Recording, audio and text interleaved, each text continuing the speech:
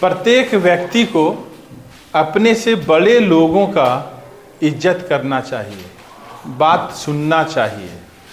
विशेष करके जो छोटे बच्चे हैं उनको तो निश्चित रूप से अपने बड़ों का सम्मान करना चाहिए, आज्ञा मानना चाहिए। इससे बहुत फायदा है।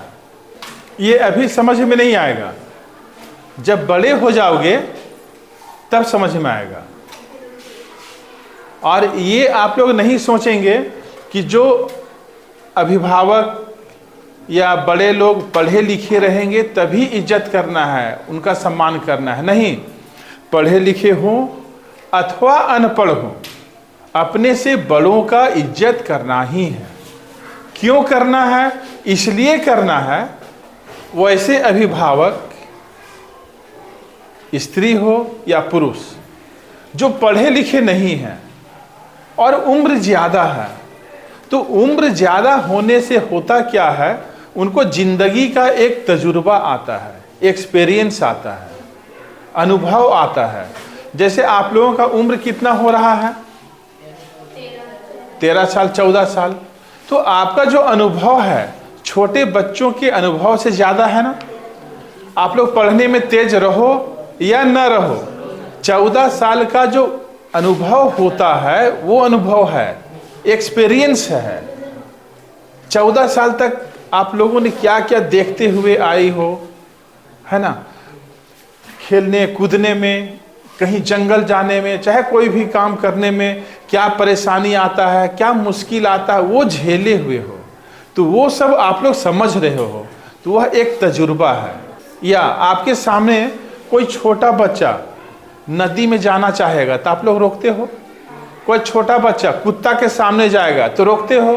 क्यों रोकते हो? इसलिए रोकते हो, कुत्ता काट सकता है, ठीक है। या तालाब के किनारे कोई छोटा बच्चा बैठा हुआ है और चल के जा रहा है तो आप लोग रोकते हो कि नहीं रोकते हो? रोड है, रोड के किनारे छोटा बच्चा दौड़ के जाना चाह रहा है तो उसको रोकते हो कि नहीं रोकते हो? रोकते हो। क्यों रोकते हो?